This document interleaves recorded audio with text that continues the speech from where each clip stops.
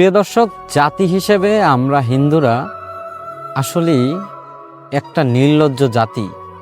আমাদের ভিতরে কোনো ঐক্যতা নাই। কেন বললাম এই কথা? সেই বিষয়ে কিছু কথা বলবো। তার আগে বলে নেই, এই ভিডিওটা একটু বেশি বেশি শেয়ার করবেন। শেয়ার করবেন কেন? এই ভিডিওটা যেন এই যে আমি বললাম না, জাতি হিসেবে আমরা হিন্দুরা নির্লজ্জ, আমাদের সনাতন ধর্মাবলম্বী যারা আছেন তাদের সামনে পৌঁছায় এই ভিডিওটা। তাদের সামনে পৌঁছাতে বললাম কেন? এর পিছনেও কারণ আছে। কারণ হচ্ছে এই নির্লজ্জ জাতি দেখুক তারা কতটা নির্লজ্জ। প্রিয় দর্শক, এই আমরা যারা সনাতনী আছি, যদি কোথাও আমাদের ধর্মীয় কোনো অনুষ্ঠান হয়, কীর্তন হয় কিংবা মহোৎসব হয়, যেখানে খিচুড়ি প্রসাদ দেওয়া হয় না, খিচুড়ি প্রসাদ, তখন দেখবেন মানুষের অভাব হয় না। সেখানে মানে হাজার হাজার লোক, হাজার হাজার লাখ লাখ লোক জমা হয়। ওই যে খিচুড়ি প্রসাদ আছে না, সেই খিচুড়ি প্রসাদ কিন্তু ভাগেও পাওয়া যায় না। নিজে খায় আবার বাড়ির জন্য নিয়ে যায়। অথচ যদি রাস্তাঘাটে কোনো জায়গায় একজন সনাতনী দেখে যে একজন সনাতন ধর্মাবলম্বী বিপদে আছে, কিংবা সে একটা সমস্যার ভিতরে আছে, সে একটা বিপদে পড়েছে, দেখবেন সেখানে দুইজন সনাতন ধর্মাবলম্বী তার পাশে পাওয়া যাবে না। একজন পাওয়া যাবে না, দুইজন তো দূরের কথা, একজন। সে দূর থেকে তার ওই সনাতনী ভাইটির বিপদ উপলব্ধিও করবে না। কি করবে জানেন? মনে মনে হাসবে। সে মনে মনে হাসবে, ভালো হয়েছে ও বিপদে আছে। সে ভাববে ও বিপদে আছে, তাতে আমার কি, আমি তো ভালো আছি। এই জন্যই বললাম সনাতন ধর্মের যারা আছে তারা নির্লজ্জ। হ্যাঁ, আপনি বলবেন যে ভীত, না, মোটেই না। আর্য জাতিরা কখনো ভীত হতে পারে না। যাদের জন্মই যুদ্ধ করতে, তারা ভীত হতে পারে না। কিন্তু সমস্যা একটাই, তারা নির্লজ্জ। মহাভারতের কথা মনে আছে না? মহাভারত পড়েছেন নিশ্চয়ই। যদি নাও পড়ে থাকেন, টিভিতে তো দেখেছেন অবশ্যই। মহাভারতে কি হয়েছে? মহাভারতের যুদ্ধ কাদের সাথে কাদের হয়েছিল জানেন? মহাভারতের যুদ্ধ হয়েছিল নিজেদের সাথে নিজেদের। ওই যে বললাম, আমরা সনাতনীরা সেই আগে থেকেই নির্লজ্জ।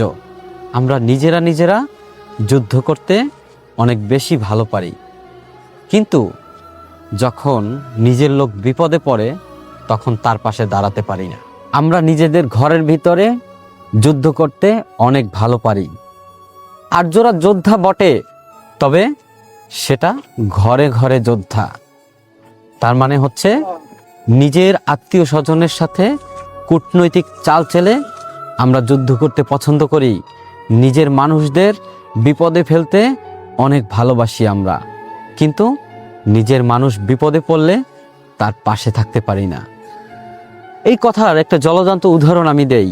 এই যে দেশের বর্তমান প্রেক্ষাপটে বিভিন্ন জায়গায় বিভিন্ন ধরনের ঘটনা ঘটেছে, এরই প্রতিবাদ স্বরূপ বেশ কিছুদিন আগে ঢাকায় একটি প্রতিবাদ সমাবেশ এবং একটি মিছিল বের করা হয়েছিল সনাতনীদের পক্ষ থেকে। কিন্তু দেখলাম সেই মিছিলে সর্বোচ্চ গেলে 50 থেকে 60 জন লোক আছে, 100 জনও নেই।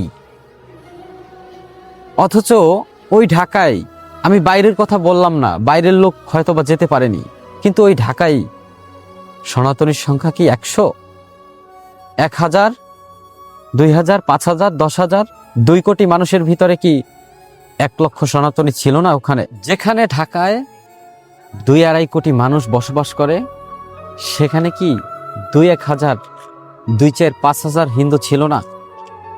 যেতে পারতো না ওই সমাবেশে? সামিল হতে পারতো না ওই আন্দোলনে?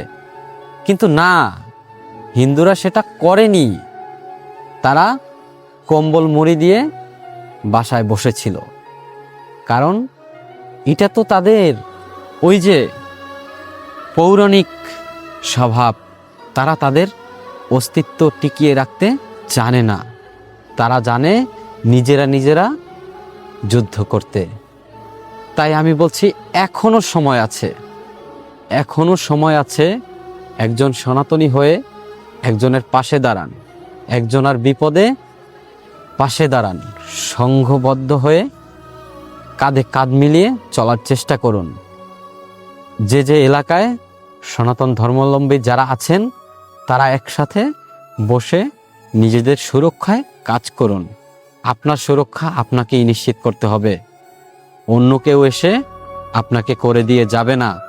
যে যাই বলুক না কেন যে আমি সংখ্যালঘুদের জন্য এই করব, সেই করব, হ্যান করব, ত্যান করব, দিন শেষে আপনি একা, এটা আপনাকে মানতে হবেই।